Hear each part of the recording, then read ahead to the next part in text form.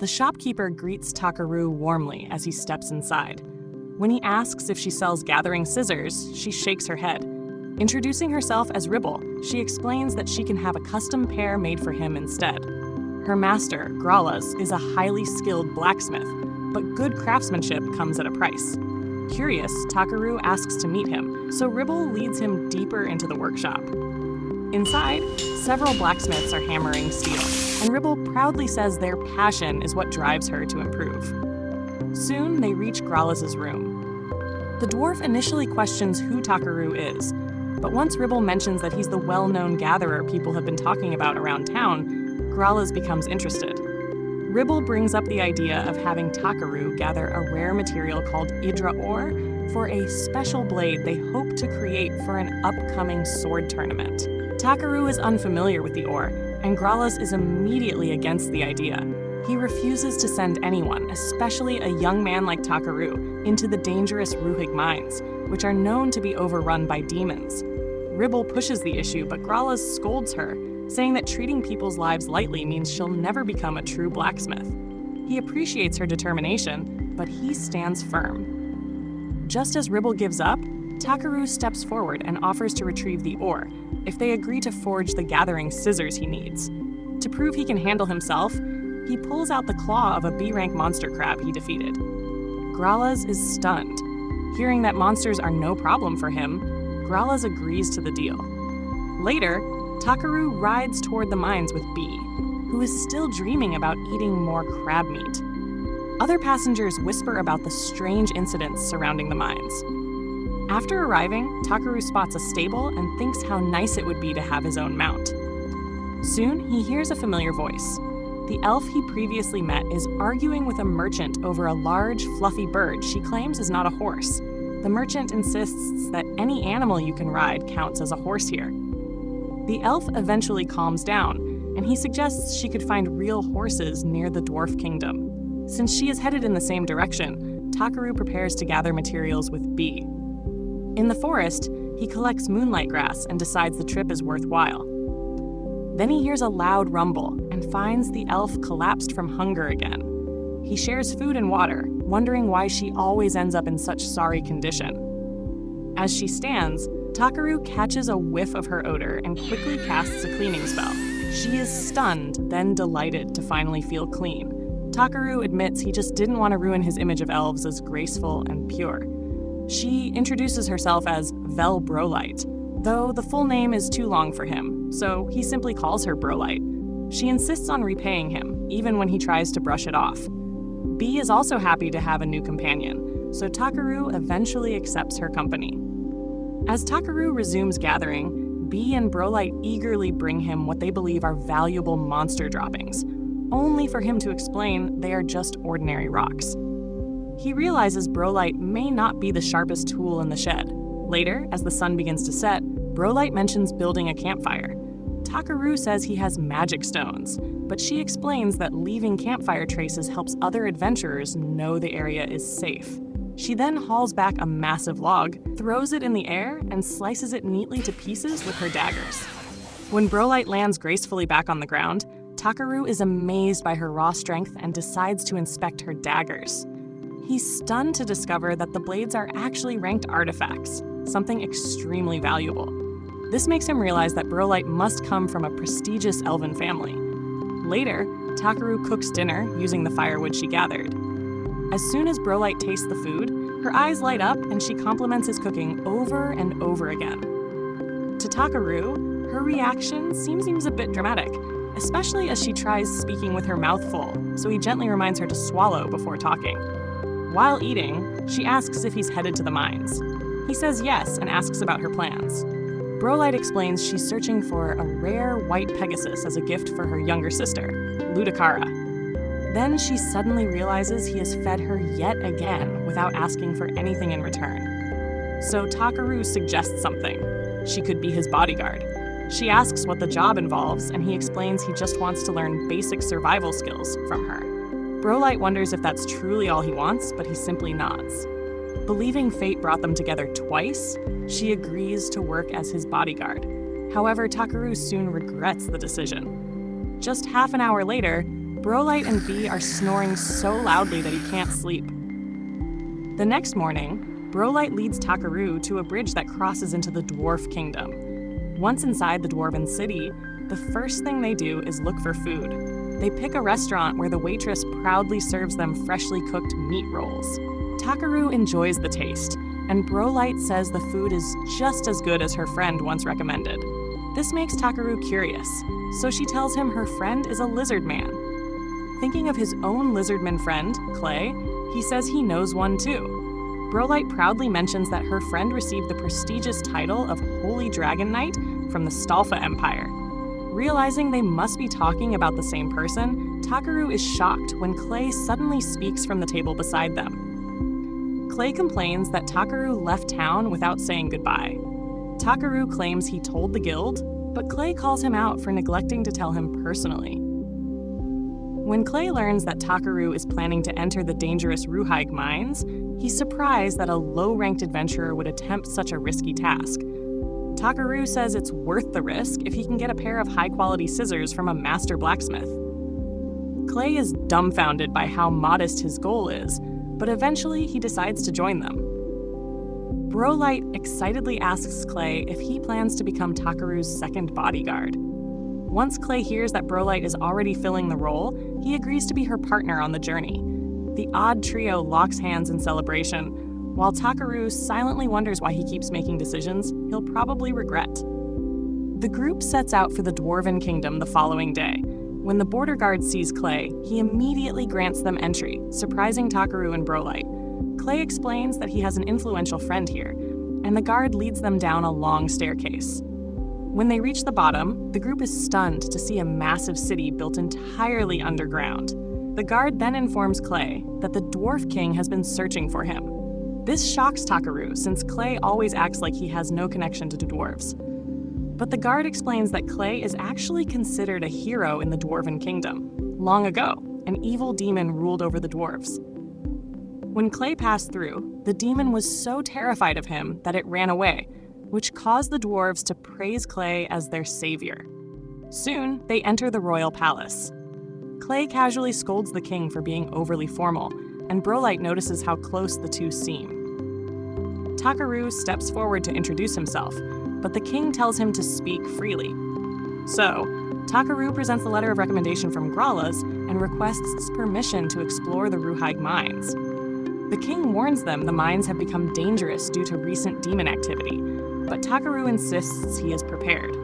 Klay promises to protect him, and Brolight also declares that she will guard him with her strength. With their assurance, the king approves the request, and even asks them to investigate the cause of the demonic presence.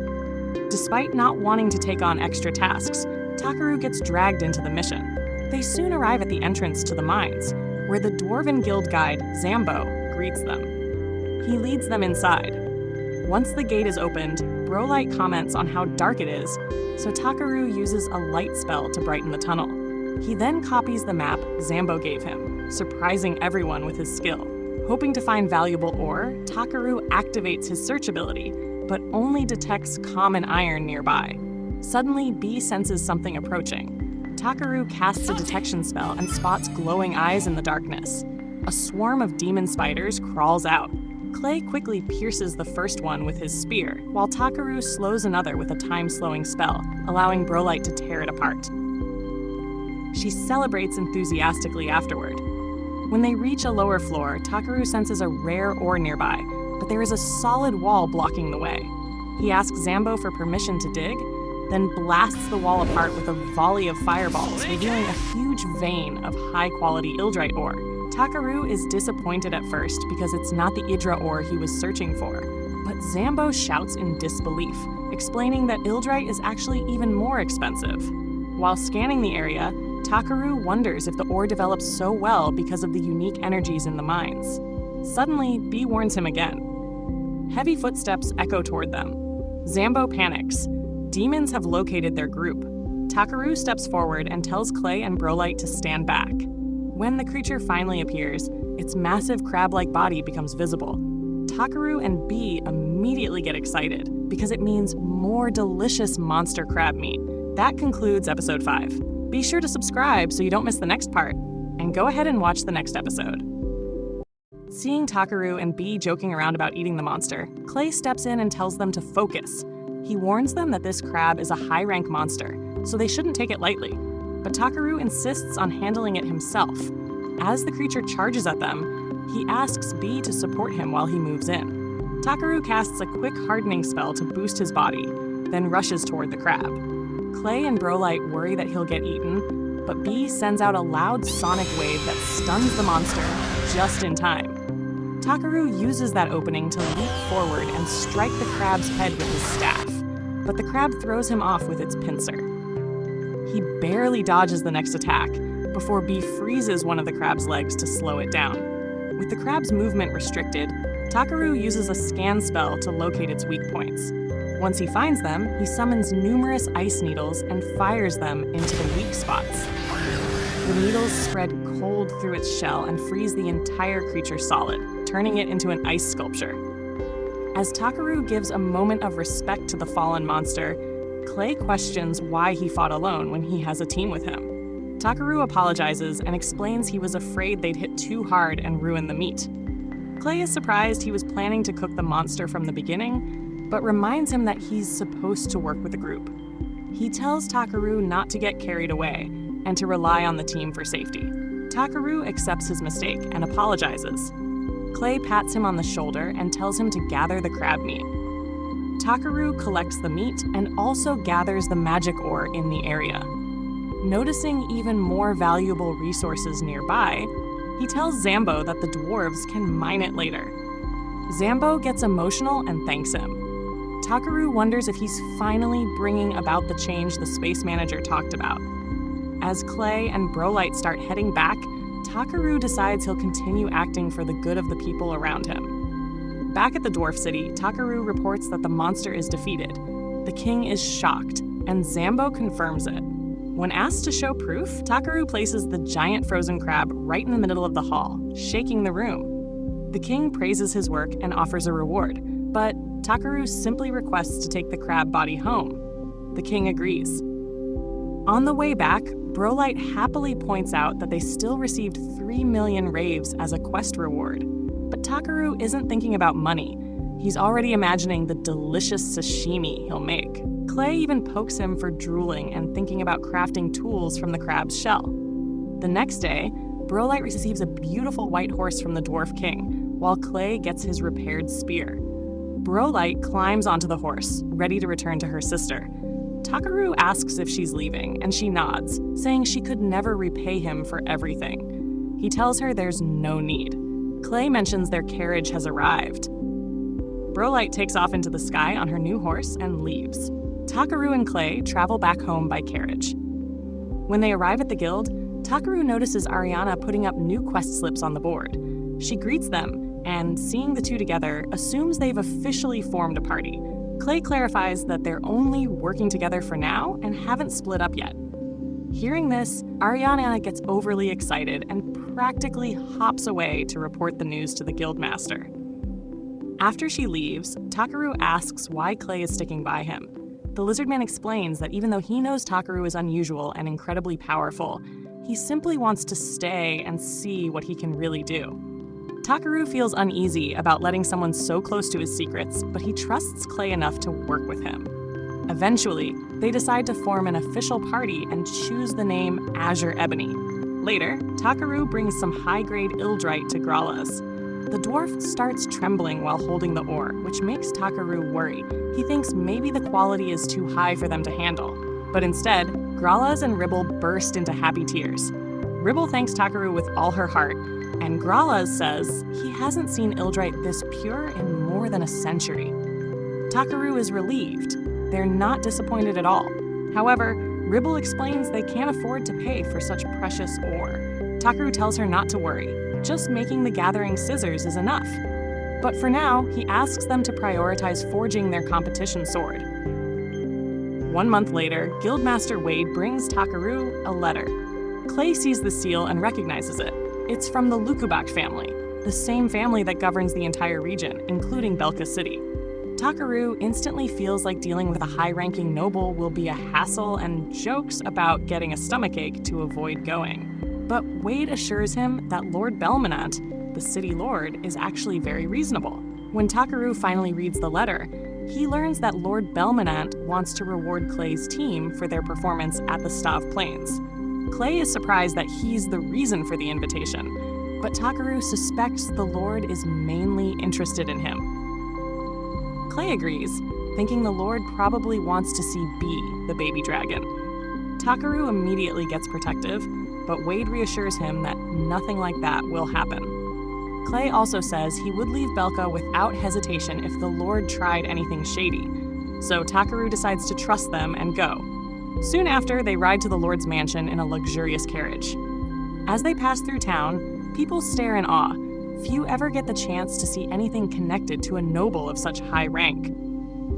Klay explains that receiving support from the city lord can instantly elevate someone's status, regardless of strength. When they finally arrive, Takaroo looks out the window and is stunned.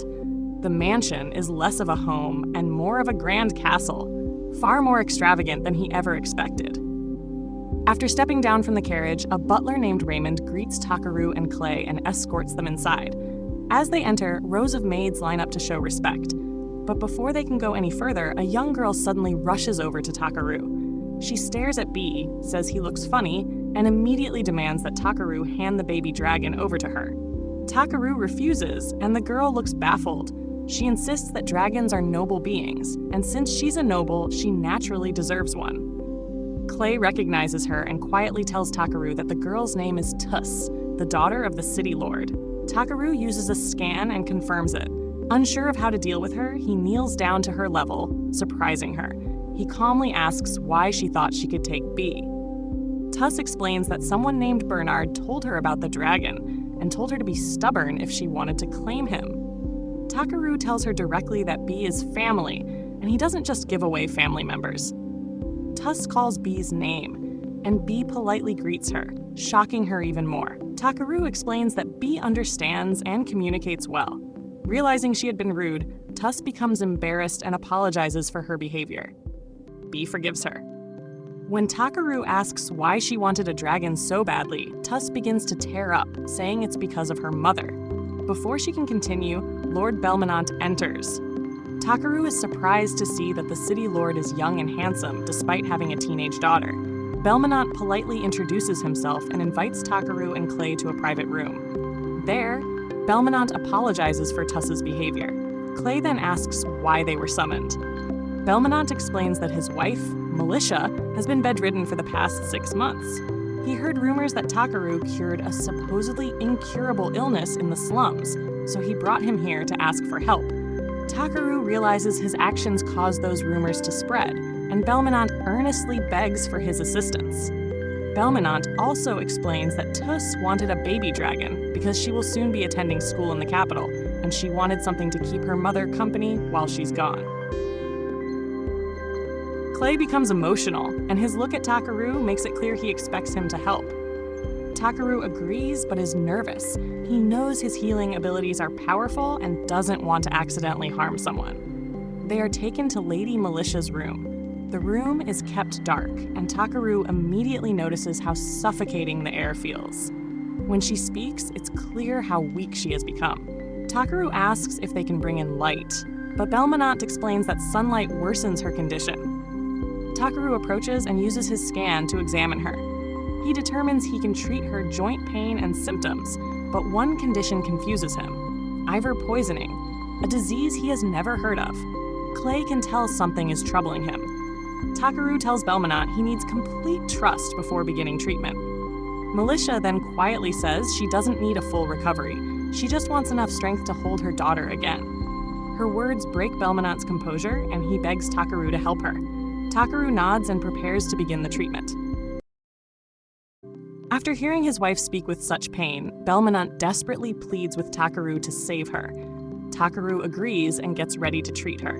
Klay wonders if he'll use the same powerful healing spell he used earlier, but Takaroo explains that doing so would consume too much of Mulitia's mana, which her weakened body can't handle right now. He then considers how to brighten the gloomy atmosphere of the room without harming her sensitive eyes. First, he carefully casts a gentle restoration spell on her vision and asks her to slowly open her eyes. Mulitia does so, surprised to see that her sight has become much clearer. Next, Takaroo raises his staff and uses a purification spell to clear the heavy, dark aura surrounding the room. A sudden, strong breeze sweeps through the area, startling everyone. When the wind dies down, the entire room feels brighter and clean, and Mulitia realizes she can now look at sunlight without any pain. Overwhelmed, she begins to tear up, and her husband anxiously asks if she's all right. She nods, smiling through tears of relief and joy. Klay praises Takaroo for his incredible work, but Takaroo remains serious. He glances toward the servants and quietly tells Klay that they need to speak somewhere private. In another room, Takaroo reveals the truth. Mulitia was being slowly poisoned with a substance called Ivor. He believes tiny amounts were mixed into her food over time. Belmonant is horrified and questions who would do such a cruel thing, only to realize it must have been an intentional plan to kill her. Takaroo admits he doesn't know the cure for Ivor poisoning, and Belmonant reveals that no antidote for it exists. The poison is ancient and forbidden, and its ingredients have been lost over generations. Takaroo suggests that maybe they can recreate the poison to form a cure, but Klay reminds him how difficult and dangerous that would be. Suddenly, Belmonant remembers old journals written by his ancestors and brings them out, hoping one might hold a clue. The problem is that they're written in an ancient language he can't understand. Fortunately, Takaroo's language skill allows him to read the titles, though reading everything will take too long. Instead, he scans them for keywords and eventually finds a reference to Ivor in one book. Inside, they find a strange description of the Ivor flower, written like a child's diary entry. It tells of a girl who discovered golden Ivor flowers near a large lake beside a rock shaped like a horse. While Takaroo continues reading the whimsical details, Klay suddenly interrupts, recognizing the location. He marks the spot on the map, revealing the place to be a village called Asheth. It's far away, a 5-day journey. Knowing they can't waste time, Takaroo insists they leave immediately to secure the cure. As they depart, one of Belmonant's servants secretly watches them, hinting at hidden motives. Before going, Takaroo places protective magic stones around the mansion to guard Mulitia while they're away. Belmonant realizes how close he came to losing her and regrets not noticing sooner. Just then, Tuss runs up to them, guilt-ridden. She apologizes sincerely for how she treated Takaroo before, knowing now that he's the one saving her mother. Takaroo is taken aback by how mature Tuss is acting and admits that her earlier behavior did hurt his feelings. However, he praises her for being able to acknowledge her mistake, which leaves her a bit confused. He explains that being able to apologize means she understands and respects the feelings of others. Because of that quality, he believes she'll build strong and meaningful relationships as she grows. Tuss becomes emotional from his kind words, and Takaroo gently forgives her, asking her to be more mindful of her actions in the future. She agrees, but Takaroo then cautions her. Once he leaves, some of Belmonant's servants may try to deceive or manipulate her. So he tells her to always discuss anything suspicious with her father first. After that, Takaroo and Klay set off on horseback. Takaroo uses a speed-enhancing spell to make the journey faster, though he accidentally goes a bit overboard. Klay gets excited by the boost, but the horses suddenly rush forward like they're on a wild roller coaster ride. By the time Takaroo realizes he infused too much force into the spell, both horses are already sprinting at a ridiculous pace. Eventually, they arrive near the village. The area looks barren, causing Takaroo to wonder how anyone could survive here. Klay explains that long ago, the place used to be lush and full of life. Takaroo also wonders whether the lake dried up, but Klay doubts it, saying a lake that big wouldn't just disappear. Sure enough, after traveling a bit more, they reach the lake. Takaroo scans the area with magic and discovers something alarming. The drought appears to be artificially caused. Just then, some villagers appear, frightened by the stranger's arrival. Takaroo introduces himself and Klay politely, explaining that they're only there to obtain a rare ingredient. However, the villagers become suspicious when they learn the two are adventurers, until Klay shows them his official adventurer's bracelet. Realizing they are high-ranking adventurers, the villagers stop resisting, and one even collapses from starvation. Takaroo immediately catches him and asks what happened to the village. The chief brings them inside and explains the situation. About 10 months ago, the lake's color changed, the fish died, and even the well water became contaminated. Just when things became desperate, a merchant named Ingash arrived. He offered to trade barrels of water in exchange for their rare golden flowers. While they did receive water, it was never enough to grow crops, and the village has been slowly starving ever since. Klay points out that those golden flowers must have been the Ivor flowers.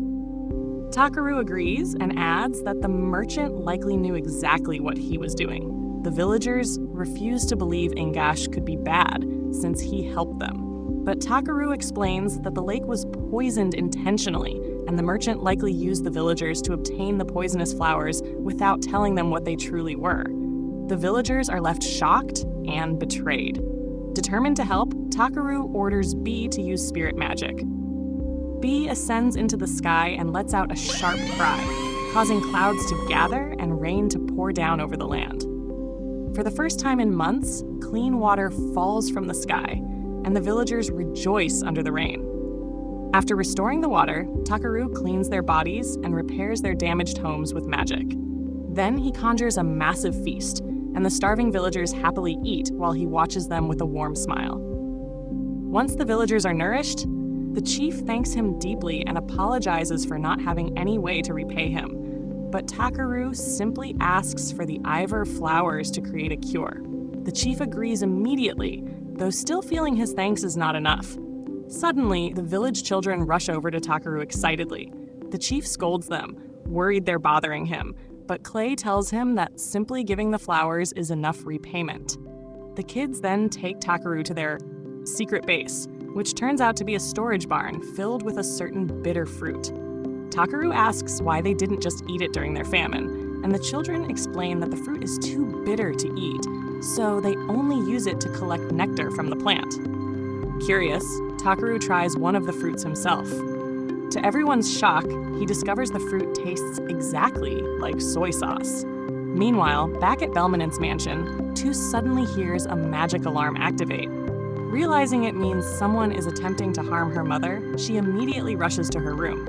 Tuss rushes toward her mother's room, anxious to see who triggered the alarm. When she arrives, she finds Bernard standing outside the door. As soon as he notices her, he tries to approach, but Tuss instinctively steps back, frightened. She accuses him of trying to harm her mother. Bernard calmly denies it, but Tuss explains that Takaroo's alarm only activates when someone with malicious intent comes near Mulitia. Bernard's expression darkens. He tells Tuss that she shouldn't trust some outsider adventurer so easily, but Tuss refuses to back down. She insists that Takaroo is kind and trustworthy. Bernard continues pressuring her, trying to convince her that he has been loyal all along. At that moment, Belmonant arrives and immediately brings both of them into a private room to talk. He admits to Tuss that he can't fully confirm whether Takaroo is trustworthy or not. Tuss is shocked to hear her father say that, while Bernard believes Belmonant is supporting him. However, Belmonant continues, explaining that since Takaroo was the one who genuinely helped his wife, the least they can do is trust him for now. Then Belmonant reveals something unexpected. Takaroo's alarm reacted specifically to Bernard. To confirm it, he presents Bernard with a cup containing the same medicine Bernard has been giving Mulitia all this time, and calmly asks him to drink it. Bernard refuses. Belmonant's tone immediately turns ice cold, demanding to know why he won't drink something he has been feeding his master's wife for years. Bernard stutters in panic until Belmonant suddenly splashes the drink on his face. Bernard screams that he's been poisoned, but Belmonant reveals the truth. The drink was just plain water. Bernard's reaction exposed him. At once, guards are called in to arrest him. As they confiscate his belongings, the head butler presents a mysterious paper written in an ancient coded language. Belmonant recognizes it instantly. This isn't something an ordinary criminal could possess. This means a larger, hidden organization may be targeting his family. Back at the village, a villager hears someone aggressively knocking on the chief's door. When he goes to check, he's shocked to see Ingash, the merchant. Ingash impatiently demands the Ivor flowers, but the villager tells him they're no longer giving them away, especially after learning what they really are. Realizing that his scheme has been uncovered, Ingash signals his hidden men and coldly orders them to wipe out the village. At the same time, the elder leads Takaroo and Klay deep into a dark cave. After walking through the tunnel, they emerge into a breathtaking hidden area, a clear lake, a horse-shaped stone monument, and golden flowers blooming everywhere. Takaroo finally lays eyes on the legendary Ivor flower in person. That concludes episode 7. Subscribe so you don't miss the next part, and click the next video on screen.